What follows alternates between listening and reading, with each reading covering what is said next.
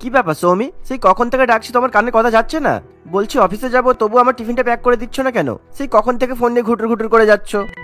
এই চুপ করো তো। সবসময় তোমার কাজ আর কাজ আমার ভালো লাগে না। আর এই শীতের মধ্যে আমার হাত পা একেবারে জমে যাচ্ছে। আমি সকাল থেকে আজকে রান্না বান্না করতে পারিনি। তুমি অফিসের ক্যান্টিন থেকে কিছু কিনে খেয়ে নিও। আর হ্যাঁ, আমি ফোন নিয়ে একটা কাজ করছি, আর সেটা হলো এই শীতের মধ্যে কোথায় ঘুরতে যাব আমি সেই লোকেশনগুলো দেখছি। এই সৌমি, তুমি চুপ করবে?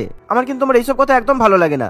সবসময় তোমার এরকম ঘোরা ঘোরা মনোভাব কেন বলো তো? তোমার কি বাড়িতে একটু মন বসে না? আর শাশুড়ি মানেই বলে তোমার সংসার করতে ইচ্ছে করে না বলো? সবসময় শুধু ঘুরতে যাবো আর ঘুরতে যাবো। বেশ করেছি। চারিদিকে তাকিয়ে দেখো, পাশের বাড়ির মালতী, তার পাশের বাড়ির টুম্পা, তার পাশের বাড়ির সোনামণি সবাই ঘুরতে চলে গেছে। আর সবাই ফেসবুকে ভরে ভরে পাহাড়ের ছবি দিচ্ছে, আর আমি এখনো পর্যন্ত বাড়িতে বসে আছি। আর জানো তো, তোমার নামের সঙ্গে না তোমার কোনো মিল নেই। কে তোমার নামটা তুষার দিয়েছিল কে জানি, সে খুব গাধামির কাজ করেছে। কেন আমার নাম আবার তোমার কোন পাকা ধানে মই দিল? হে, বেকার বেকার আমার নাম নিয়ে কিন্তু ফালতু কথা বলবে না। আমার বাবা মা যখন ঘুরতে যায় আমি কিন্তু তখন পেটে ছিলাম। বাইরের দেশে তখন স্নোফল হচ্ছিল, মানে যাকে তুষারপাত বলে। আর সেই সময় হঠাৎ করে মায়ের ডেলিভারির পেন ওঠে, আর আমি জন্ম নিই, তাই আমার বাবা আমার নাম দেয় তুষার, বুঝেছো? সৌমিতার বরের কথা শুনে হো হো করে হেসে ওঠে, আর যার ফলে তুষার আরো বেশি রেগে যায়। ওরে বাবা রে, নাটক দেখলে একেবারে মরে যায়। তুষারপাত থেকে নাকি ওনার নাম হয়েছে তুষার, কিন্তু তোমার অবস্থা দেখো, তুমি একদম তুষারপাত দেখতে পছন্দ করো না। না হলে এতদিনে আমাকে ঘুরতে নিয়ে যেতে। এই যাও তো, এখন আমাকে ডিস্টার্ব করো না। আর হ্যাঁ, আমি কিন্তু বলে দিলাম এই শীতে আমি ঘুরতে যাব। এই বলে সৌমি আবার ফোন দেখতে শুরু করে, যার ফলে তুষারের কিছু করার থাকে না। সে চুপচাপ বোকার মতো কাঁধে অফিসের ব্যাগ ঝুলিয়ে বাইরে বেরিয়ে পড়ে। আর অন্যদিকে সৌমি শীতের মধ্যে ঘুরতে যাওয়ার জন্য বিভিন্ন ধরনের লোকেশন ঠিক করে। এই তো লোকেশন পেয়ে গেছি। এই জায়গাটা এখন ভীষণ ট্রেন্ডিং। আমি এই মারফা ভ্যালিতেই ঘুরতে যাব, কারণ সবাই এখানেই ঘুরতে যাচ্ছে। তাড়াতাড়ি করে আমি আমার আর তুষারের টিকিট কেটে ফেলি। আর টিকিট কাটা হয়ে গেলে তুষার কিছু করতেও পারবে না। এমনিতেই যা টাকার পিচাস, টাকা নষ্ট হওয়ার ভয়ে ঠিক পুক পুক করে ট্রেনে উঠে ঘুরতে যাবে। এই বলে সৌমি তাড়াতাড়ি করে ঘুরতে যাওয়ার জন্য টিকিট কেটে ফেলে। আর তুষার সেই ব্যাপারে কিছু জানতেও পারে না। কিন্তু সেদিন রাত্রিবেলা তুষার যখন অফিস থেকে বাড়িতে ফিরে আসে, তখন সৌমি তাকে ঘুরতে যাওয়ার টিকিট দেখায়। আর যার ফলে তুষার ভীষণ পরিমাণে বিরক্তি বোধ করে। তুমি আমায় না জিজ্ঞাসা করে এরকম করে টিকিট কাটলে কেন? তুমি কি জানো এই সময় আমার কত বিজি শিডিউল থাকে? সুতরাং আমি এখন ঘুরতে যেতে পারবো না। সৌমি, তুমি বরং তোমার বান্ধবীকে নিয়ে চলে যাও। বান্ধবীকে নিয়ে ঘুরতে যখন যাব, তাহলে তোমাকে বিয়ে করেছি কেন? বান্ধবীকেই বিয়ে করতে পারতাম। ফালতু কথা একদম বলবে না। এখন কিন্তু টিকিট কাটা হয়ে গেছে, আর আমি টিকিট কিছুতেই ক্যান্সেল করতে পারবো না। উফ, শীতের দেশে গিয়ে ঠান্ডার মধ্যে তোমার হাতে হাত রেখে ঘুরে বেড়াবো। প্লিজ তুষার, তুমি না করো না। যাও না, অফিসে গিয়ে ছুটিটা অ্যাপ্লাই করে দাও।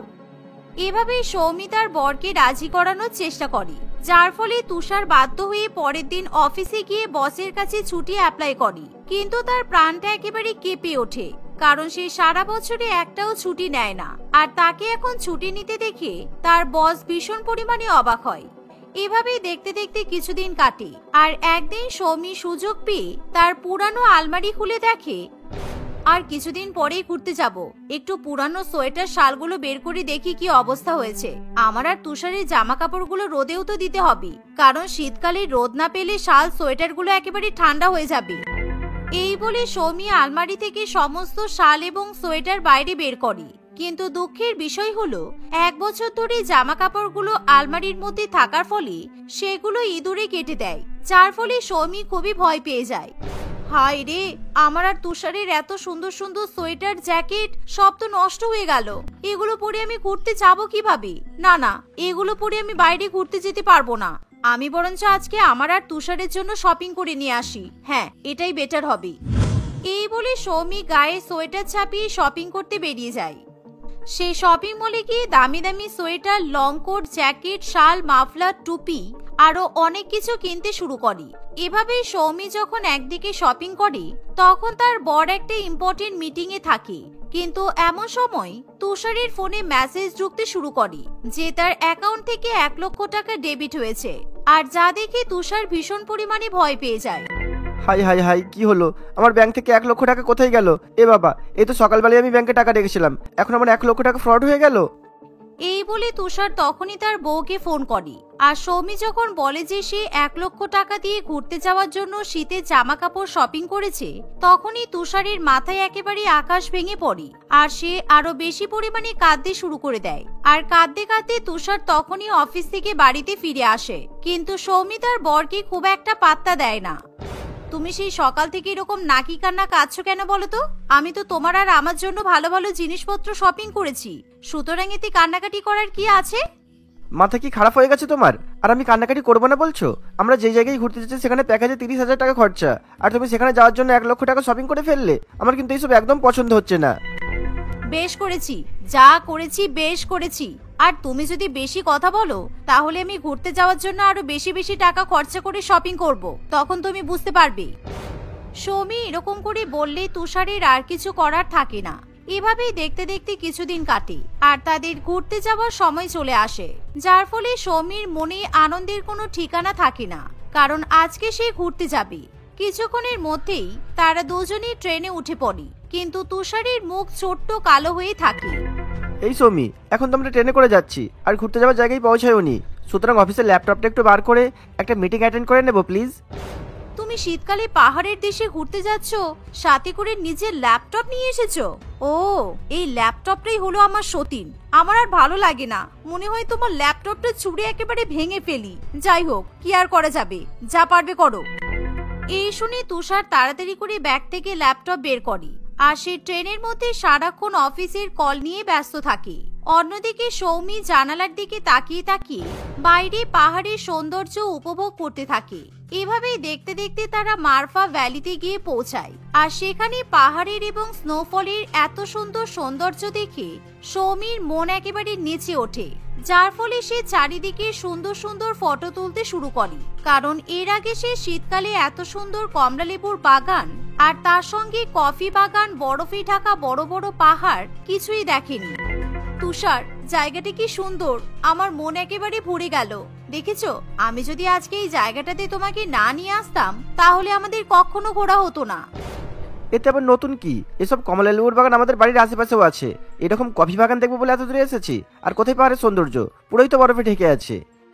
তুষারের এরকম নিরাশজনক কথাবার্তা শুনি সৌমি কোনো রকম উত্তর দিতে চায় না, কারণ সে ভালো করেই বুঝতে পারে এখন যদি সে তুষারের মুখে মুখে তর্ক করে তাহলে তাদের ভীষণ পরিমাণে ঝগড়া বেঁধে যেতে পারে। তাই সৌমি তার বরকে এড়িয়ে যায়। কিন্তু দুঃখের বিষয়, সেখানেও সৌমির বর লুকিয়ে লুকিয়ে অফিসের ল্যাপটপ খুলে নিজের অফিসের কাজ সাবমিট করতে থাকে আর সৌমি পাহাড়ের নিজের মতো করে একা একা মজা করে। তুষার, আমি এখানকার লোকাল লোকেদের কাছ থেকে খবর নিয়েছি, এই সামনে যে মোড় আছে সেখানে খুব ভালো মোমো পাওয়া যায় আর তার সাথে ম্যাগিও পাওয়া যায়। পাহাড়ে এসেছি, যদি পাহাড়ের মোমো আর ম্যাগি না খাই তাহলে আর কি খেলাম বলো? কি যে বলো কি জানি, আমার সব মোমো আর ম্যাগি খেতে ইচ্ছা করে না। আমি শহর থেকে আমার জন্য কাঁচা চাল আর ডাল নিয়ে এসেছি, এখন রাইস কুকারে দিয়ে ভাত ডাল রান্না করে নেব। তোমার যদি মোমো আর ম্যাগি খেতে ইচ্ছে গিয়ে খেয়ে এসো, কোনো অসুবিধা নেই।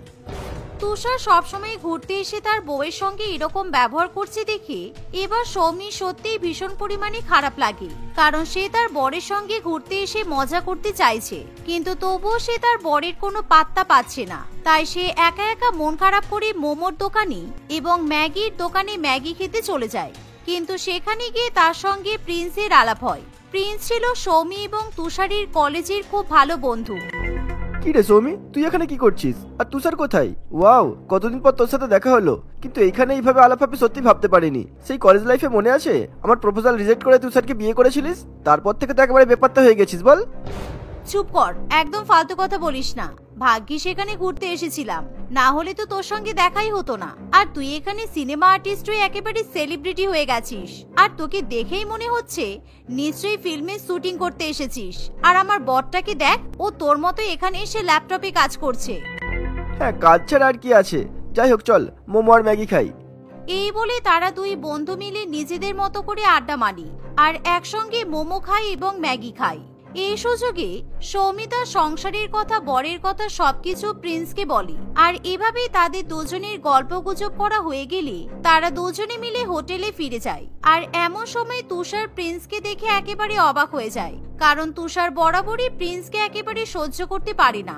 আর যেহেতু প্রিন্স তার বউকে প্রথম থেকেই পছন্দ করত, আর সেটাই ছিল তুষারের অপছন্দের বিষয়। কি ব্যাপার সৌমি, মোমো আর ম্যাগি খেতে এতক্ষণ লাগে নাকি? আর তুমি কি ভুলে গেছো আজকে তোমার সাথে পাহাড়ে সানসেট দেখতে যাওয়ার কথা ছিল? আমি সেই কখন থেকে তৈরি হয়ে বসে আছি, আর তুমি প্রিন্সের সাথে গল্প করতে করতে আসছো। আর তুমি তো বলো যে প্রিন্স এখানে আসবে, তাহলে তো আমি আসতাম না, তুমি প্রিন্সের সাথেই ঘুরে বেড়াতে। আরে ব্রাদার চিল, তুই ফালতু কথা বলছিস কেন? সৌমি কি করে জানবে যে আমি এখানে আসবো? আমাদের হঠাৎ করে দেখা হয়ে গেল, আর তোর সাথে আমি দেখা করতে এলাম। আর সৌমি আমার সাথে অলরেডি সানসেট দেখে চলে এসেছে, বেকার সানসেট দেখে কাজ নেই। হ্যাঁ, প্রিন্স একদম ঠিকই বলেছে, কারণ যখন সানসেট হচ্ছিল তখন তুমি তোমার ল্যাপটপে মুখ গুজে বসেছিলে, তাই আমি তোমাকে ডেকে তোমার সময় নষ্ট করিনি।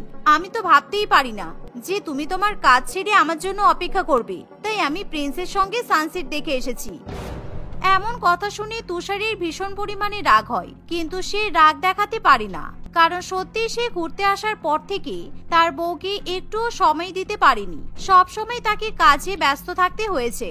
আর সেই সুযোগে প্রিন্স তার বউকে নিয়ে ঘুরে বেরিয়েছে, কিন্তু এখন তুষার কিছুতেই ব্যাপারটা সহ্য করতে পারে না। সৌমি, তোর মনে আছে তো, তুই আমায় কথা দিয়েছিলিস যে কালকে সারাদিন তুই আমার সাথে পাহাড়ের ছোট ছোট গ্রামে ঘুরে বেড়াবি, আর আমরা অনেক সুন্দর সুন্দর টুরিস্ট অ্যাট্রাকশন জায়গাগুলোও দেখবো। আর তোর বর নিশ্চয়ই তো কোনো কাজে বিজি থাকবে, তাই আমি আর তুই ঘুরে নেবো। আর আমার কালকে শুটিং এর ছুটিও আছে। নিশ্চয়ই, তুই সকালবেলা গাড়ি নিয়ে চলে আসিস কেমন? সৌমির কথা শুনে প্রিন্স খুবই খুশি হয়, আর সে খুশি মনে সেখান থেকে চলে যায়। কিন্তু তুষার এবার কিছুতেই সৌমির সঙ্গে কথা বলতে চায় না, আর সারা রাত ধরে তুষারের কিছুতেই ঘুম আসে না, কারণ তার মাথায় এখন একটাই চিন্তা ঘুরতে থাকে যে তার বউ হয়তো হাতছাড়া হয়ে যাচ্ছে, আর যে কাজকে তুষার এত ভালোবাসতো সেই কাজের জন্যই এখন তার বউ হাতছাড়া হচ্ছে। তাই তুষার কিছুতেই ব্যাপারটা মেনে নিতে পারে না। না, আমি এটা হতে দেবো না। কালকে সকালবেলা আমি আমার বউকে নিয়ে ঘুরতে যাব, আর ওই প্রিন্স আসার আগে আমরা দুজনে বেরিয়ে পড়বো। এই বলে তুষার কিছুতেই সেই রাতে আর ঘুমাতে চায় না। পরের দিন সকালবেলা তুষার ঘুম থেকে উঠে তাড়াতাড়ি করে ঘুরতে যাওয়ার জন্য তৈরি হয়, আর সে যখন ঠিক করে যে সৌমিকে নিয়ে ঘুরতে বেরোবে, এমন সময় সৌমি প্রচন্ড পরিমাণে অবাক হয়, কিন্তু সৌমি মনে মনে প্রচন্ড খুশিও হয়, কারণ এতদিন ধরে সৌমি এটাই চাইছিল। আর এমন সময় প্রিন্স সেখানে এসে উপস্থিত হয়, আর সে তুষারের এরকম পরিবর্তন দেখে মনে মনে খুবই খুশি হয়। ওই দেখো, প্রিন্স সময়ের আগেই চলে এসেছে। সৌমি, তুমি কিন্তু ওর সাথে ঘুরতে যাবে না, তুমি আমার সাথে ঘুরতে যাবে কেমন? আমি আর তুমি পাহাড় দেখবো। আমি আমার ল্যাপটপটা আমার সাথে করে নিয়ে নিয়েছি, তোমার সামনে আমি পাহাড় থেকে ল্যাপটপটাকে ছুঁড়ে ফেলে দেবো, যাতে ও আমাকে জ্বালাতন না করতে পারে। তুষারের এমন কথা শুনে প্রিন্স এবং সৌমি দুজনেই জোরে জোরে হেসে ওঠে, আর তারা দুজনে মিলে ভালো করে তুষারকে সবকিছু বুঝিয়ে বলে, কারণ এগুলো সম্পূর্ণরূপে সৌমি এবং প্রিন্সের পরিকল্পনা ছিল, যাতে তুষারের মধ্যে তারা পরিবর্তন নিয়ে আসতে পারে। তুষারও শেষ পর্যন্ত সমস্ত কিছু জানার পর হেসে ওঠে, আর কিছুক্ষণের মধ্যেই তারা তিনজনে একসঙ্গে পাহাড়ে ঘুরতে বেরিয়ে পড়ে। সেদিন তারা তিনজনে একসঙ্গে অনেক অনেক মজা করে, আর এভাবেই সৌমির শীতকালে ঘুরে বেড়ানো সফল হয়। নন্দিনী তার সৎ মা এবং সৎ বোনের সঙ্গে একটি শহরে থাকত। নন্দিনীর মা যখন মারা যায় তখন নন্দিনীর বয়স ছিল মাত্র 3 বছর। মা মরা নন্দিনীর খেয়াল রাখার জন্য নন্দিনীর বাবা কুমারেশ বাবু সুতপা নামের এক মহিলাকে বিয়ে করে নিয়ে আসে। প্রথম কয়েক বছর সুতপা দেবী নন্দিনীর যথেষ্ট খেয়াল রাখে, কিন্তু তারপর যখন সুতপা দেবীর নিজের সন্তান ভূমিষ্ঠ হয় তখন থেকেই নন্দিনীর প্রতি কোন রকমের যত্ন করা তো দূরের কথা, সে নন্দিনীকে দু চোখে সহ্য করতেও পারে না। এরপরেও নন্দিনী বেশ কয়েক বছর শান্তিতে জীবন কাটিয়েছে, কিন্তু তার বাবার মৃত্যুর পর তার সেই শান্তিটুকুও একেবারে চলে গেছে। এখন নন্দিনীর বয়স হলো 25 বছর। তোকে কতবার বলেছি না তুই আমার বন্ধু বান্ধবদের সামনে আসবি না? তুই কি নিজেকে খুব বড় হিরোইন মনে করিস? আমার বন্ধুরা তোর মতো কাউকে কখনো সহ্য করতে পারবে না। তোর বন্ধুরাও তো আমার ভাই বোনের মতোই, ওরা আমাদের বাড়িতে এসেছে, তাই ওদের খাওয়া দাওয়ার ব্যাপারে জিজ্ঞাসা করাটা আমার কর্তব্য, সেই জন্যই তো আমি ওখানে গেছি। তুই কিসের জন্য গেছিস আমি ভালো করেই জানি। তুই আমার বন্ধুদের দেখাতে গেছিস যে তুই আমার থেকে কতটা বেশি সুন্দরী, তাই তো? এমন সময় সেখানে সুতপা দেবী চলে আসে। সুতপা দেবীকে দেখে পায়েল চিৎকার করে করে কাঁদতে থাকে। দেখো না মা, আমি ওর মতো সুন্দরী নই বলে ও আজকে আবার আমার বন্ধুদের সামনে আমাকে অপমান করতে গিয়েছিল, জানো? ও আমার বন্ধুদের কাছে আমার নামে কত খারাপ খারাপ কথা বলেছে। ও তো আমার দিদি হয়, দিদিরা কি বোনেদের সঙ্গে এরকম করে বলো? তোর বাবাটার জন্যই তো আমাকে এই অপয়টার দায়িত্ব নিতে হলো। জন্মেই তো মাকে খেয়েছে, কয়েক বছর পর বাবাকেও খেলো, এখন আবার আমাকে আর তোকে খাওয়ার জন্য তৈরি হচ্ছে। এরকম করে বলো না মা, আমি সত্যি বলছি, আমি বোনকে অপমান করিনি। আমি তোমাদের কাউকেই কোনো রকমের অপমান করতে চাই না, প্লিজ আমার কথাটা একটু বিশ্বাস করো। তারা কেউ নন্দিনীর কোনো কথা শোনে না। সুতপা দেবী তার বেতের লাঠিটা নিয়ে এসে খুব জোরে জোরে নন্দিনীকে সেটা দিয়ে মারতে থাকে। এই ঘটনা তাদের বাড়িতে নতুন কিছু নয়। সুতপা দেবী এবং পায়েল নন্দিনীর সঙ্গে সবসময় এমন খারাপ ব্যবহারই করে। এমন চলতে চলতে নন্দিনীও নিজের জীবনের সঙ্গে মানিয়ে নিয়েছিল। কিন্তু হঠাৎই একদিন প্রিয়ম নামে একটি ছেলের সঙ্গে নন্দিনীর আলাপ হয়। তাদের বন্ধুত্ব সম্পর্ক বিয়ে পর্যন্ত পৌঁছে যায়। প্রিয়ম বিয়ের কথা বলতে নন্দিনীদের বাড়িতে এলে তাকে দেখে পায়েলের খুবই পছন্দ হয়ে যায়। ওই শয়তান মেয়েটা এই লোকটাকে বিয়ে করবে, আর আমি দাঁড়িয়ে দাঁড়িয়ে দেখবো লোকটা কত বড় গাড়ি নিয়ে এসেছে দেখেছো? নন্দিনীর মতো মেয়েকে বাড়ির স্ত্রী হিসাবেই মানায়, এত বড় লোকের স্ত্রী হিসাবে মানায় না। সেটা তো আমিও জানি, কিন্তু এখন তোদের বিয়েটা মেনে নেওয়া ছাড়া আমাদের কাছে আর কোনো উপায় নেই। বিয়ের পরে কিছু একটা বন্দোবস্ত করা যেতে পারে। বিয়ে হয়ে যাওয়ার পর তুমি আর কি করতে পারবে শুনি? যা খুশি তাই বললেই হলো নাকি? ওর যদি এই ছেলেটার সঙ্গে বিয়ে ভেঙে যায় তাহলে হতেও তো পারে ও আরো অনেক ভালো ছেলেকে নিজের জালে ফাঁসিয়ে নেবে। ওকে তো সুন্দর দেখতে, তাতে এরকম বড়লোক ছেলেকে ফাঁসানো ওর কাছে অসুবিধার কোনো ব্যাপার হবে না। কিন্তু এর সাথে বিয়ে হওয়ার পর যদি বিয়ে ভেঙে যায় তাহলে একজন ডিভোর্সিকে বিয়ে করার জন্য কোনো ছেলে আর কখনো রাজি হবে না। ওর এই কুলো যাবে আর ওই কুলো যাবে, বুঝেছিস? তোমার মাথায় যে এত বুদ্ধি কোথা থেকে আসে না মা, আমি যে কবে তোমার মতো স্মার্ট হতে পারবো কে জানে। এইভাবেই তারা মা মেয়ে নিজেদের মধ্যে নানান রকমের আলোচনা এবং হাসি ঠাট্টা করতে থাকে। কিছুদিনের মধ্যে প্রিয়মের সঙ্গে নন্দিনীর বিয়ে হয়। নন্দিনী খুশি খুশি তার শ্বশুর বাড়িতে চলে যায়। আমি কথা দিচ্ছি, যেই সুখটা আমি পাইনি সেই সুখটা আমি তোমার ছেলে মেয়েদের নিশ্চয়ই দেব। আর এখন তো ওরা শুধু তোমার ছেলে মেয়ে নয়, এখন তো ওরা আমারও ছেলে মেয়ে। তোমার সাথে কথা বলে এইটুকু তো আমি বুঝতে পেরেই গেছি যে তুমি আমাদের ছেলে মেয়ের কোনো অযত্ন করবে না, তাই তো ওদের নতুন মা হিসেবে তোমাকে এই বাড়িতে নিয়ে আসলাম। কিন্তু তুমি আমার মা আর বোনকে জানালে না কেন যে তুমি বিপত্নী আর তোমার দুটো ছেলে মেয়ে আছে? ভেবেছিলাম ওদের সত্যি কথা বলে দিলে ওনারা হয়তো তোমার সাথে আমার বিয়ে দেবে না। আমার ছেলে মেয়েদের জন্য এত ভালো একটা মা পাওয়ার স্বপ্ন অসম্পূর্ণ থেকে যাবে। প্রিয়মের এসব কথা শুনে নন্দিনী ভাবে এবার হয়তো সে সুখে শান্তিতে নিজের ঘর সংসার করতে পারবে। এবার হয়তো তাকে আর প্রত্যেকদিন মার খাওয়ার ভয়ে লুকিয়ে থাকতে হবে না। এখন থেকে তার স্বাধীন জীবন শুরু হবে। এই সমস্ত কথা ভেবে নন্দিনী মনে মনে খুবই খুশি হতে থাকে। নন্দিনী তার সৎ দুই ছেলে মেয়েকে প্রচন্ড আদর যত্ন করে মানুষ করতে থাকে। এভাবেই তাদের বিবাহিত জীবন খুবই সুখের সঙ্গেই কাটতে থাকে।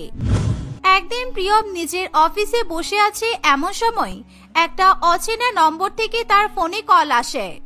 হ্যালো, কে বলছেন? হ্যালো, আমার কথা শুনতে পাচ্ছেন? হ্যালো, আমার নাম নূপুর। আমি অনেক আগে আপনাদের অফিসে কাজ করতাম। তখন থেকেই আমি আপনাকে খুব ভালোবাসি, কিন্তু কখনো বলে উঠতে পারিনি। এতদিন যখন পারেননি তখন এখন এইসব বলার কি মানে শুনি? এখন তো আমি অবিবাহিত আর আমি আমার সংসারে যথেষ্ট খুশি। এখন এসব বাজে কথা বলে আমার সময় নষ্ট করার কোনো দরকার নেই। আমি জানি আপনি বিবাহিত, সেই কারণেই তো এখন বলছি। ওই মেয়েটাকে আপনি কবে থেকে চেনেন আমি জানি না, তবে আমি আপনাকে আগে থেকেই চিনি। আমি কিছুতেই একটা নতুন মেয়ের সঙ্গে আপনাকে ঘর বাঁধতে দেখতে পারছি না। আজে বাজে কথা না বলে ফোনটা রাখুন। আপনি খুব ভালো করেই জানেন আমি কখনোই আপনার মতো অচেনা কারোর জন্য আমার স্ত্রীকে ছেড়ে আসতে পারবো না, তাই এসব ভাবা বন্ধ করুন।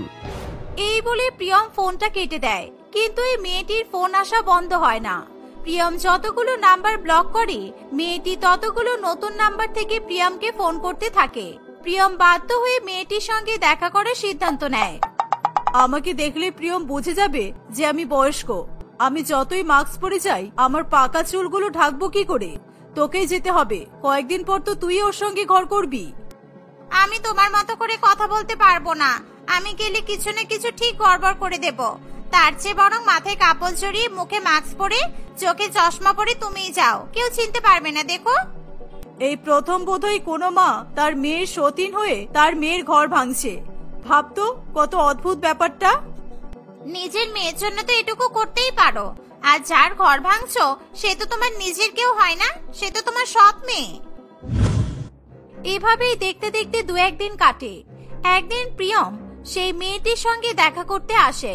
কিন্তু মেয়েটি মাথায় ঘোমটা, মুখে মাস্ক, চোখে চশমা পরে আসায় প্রিয়ম তাকে ঠিকভাবে দেখতেই পায় না। প্রিয়ম তার মুখ দেখার জন্য জোর করলে সুতপা দেবী বড্ড রেগে যায়। যেদিন আপনি আপনার স্ত্রীকে ডিভোর্স দিয়ে পুরোপুরিভাবে আমার সামনে আসবেন সেদিনই আপনি আমার মুখ দেখতে পাবেন, তার আগে নয়। তবে আপনার গলাটা আমার বড্ড চেনা চেনা লাগছে, মনে হচ্ছে আপনি আমার খুব চেনা একজন কেউ, কিন্তু কে সেটাই তো বুঝতে পারছি না। এই রে, গলা চিনে গেলেই যে কেলেঙ্কারি হয়ে যাবে। এই রেস্টুরেন্টের সবার সামনে যদি আমি ধরা পড়ে যাই তাহলে মান সম্মান বলে আর কিছুই থাকবে না। মানে আসলে আমি সেদিন বললাম আমি আপনাদের অফিসে কাজ করতাম, আপনি হয়তো সেই কারণেই আমার গলাটা চিনতে পেরেছেন। এভাবে প্রিয়ম এবং সুতপা দেবী নিজেদের মধ্যে কিছুক্ষণ গল্প করে। এভাবেই দেখতে দেখতে কিছুদিন কাটে। হঠাৎই নন্দিনী লক্ষ্য করে তার স্বামী আর আগের মতো তার সঙ্গে কথা বলে না, সারাদিন ফোন নিয়ে সে ব্যস্ত থাকে। আমাদের বিয়ে হয়ে 1 বছরও হয়নি আর এখনই তুমি আমাকে এভাবে অবজ্ঞা করছো। বাড়িতে থাকলেও তুমি আমার সঙ্গে ঠিক করে কথা বলো না, আর অফিসের জন্য বেরিয়ে গেলে তো ভুলে একটা ফোনও করো না, অথচ ফোনটা সারাদিন তোমার কাছেই তো থাকে। ফোনটা কাছে থাকলে কি তোমার সাথে দিনরাত গল্প করে যেতে হবে নাকি? আমার কি কোনো কাজবাজ নেই? বাড়িতেও তোমার সাথে কথা বলবো, অফিসে গিয়েও তোমার সাথে কথা বলবো। তুমি তো কখনোই আমার সঙ্গে কথা বলো না, সেই কারণেই তো আমি এতগুলো কথা বললাম। তোমার যদি আমার সঙ্গে কথা বলতে ভালো না লাগে তাহলে বলে দাও, আমি বাড়ি চলে যাব। হ্যাঁ তাই করো, তুমি এখানে যত কম থাকবে ততই আমার শান্তি। প্রিয়মের কথা শেষ হতে না হতেই হঠাৎই তার ফোনটা বেজে ওঠে। ফোনটা কানে নিয়ে খুবই হাসি হাসি মুখ করে প্রিয়ম ফোনে কথা বলতে বলতে সেখান থেকে চলে যায়।